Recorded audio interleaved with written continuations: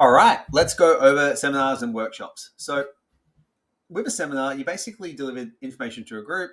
In gyms, we're looking at educating them about key fitness concepts such as counting macros.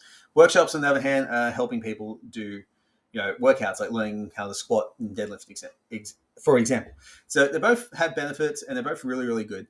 And the reason for these as a lead generation magnet is it positions you as the expert. If you're in front of a group of people and talking, you are automatically positioned as the expert on that topic and someone worth listening to. And if other people see people listening to you, you then become worth listening to them. And the easiest way to become an in-demand personal trainer is be considered the best in the gym. If you're considered to be the best coach in the gym, people will be lining up to train with you rather than the other way.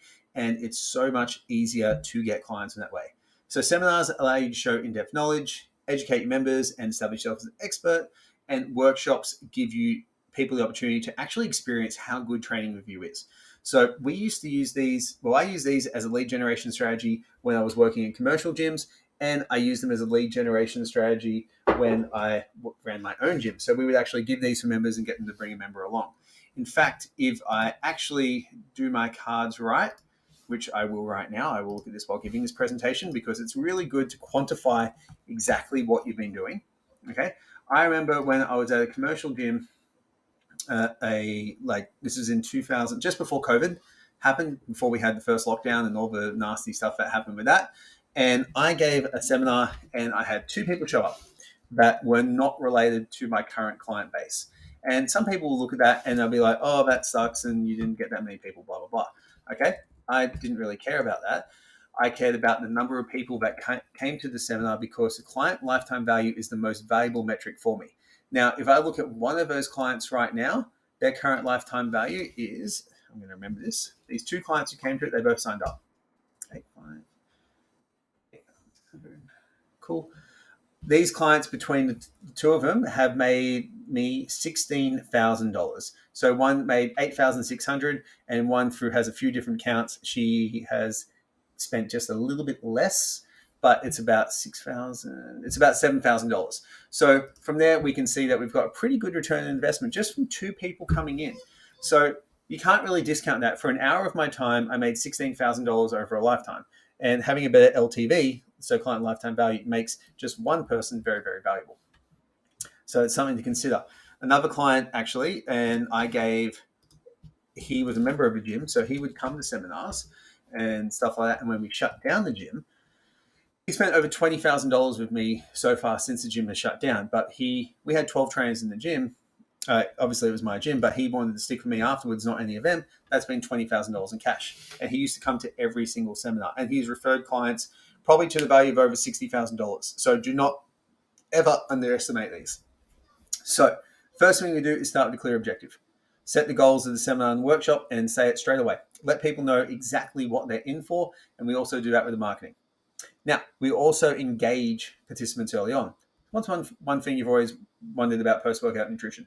You want people to feel involved from the start.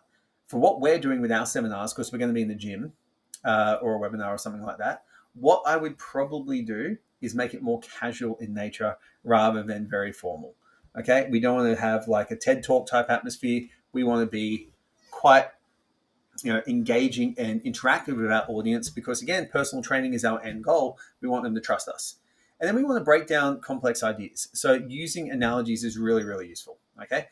So if it's one example, if you're talking to a bunch of car people, using car analogies is really good.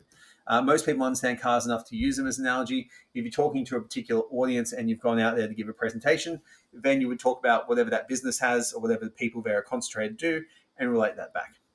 Now, use visuals and demonstrations as much as you can. So obviously, if it's a squat workshop, you'd have someone who can squat really, really well. That would be really helpful. And then what you want to have participation and questions as much as you can. Questions are great. I actually give half the time for questions, and I encourage them all the time because questions allow you to be off the cuff and demonstrate expertise. And if you suck at answering them, it shows that you have more to learn, which is okay. And then conclude your seminar with a clear call to action.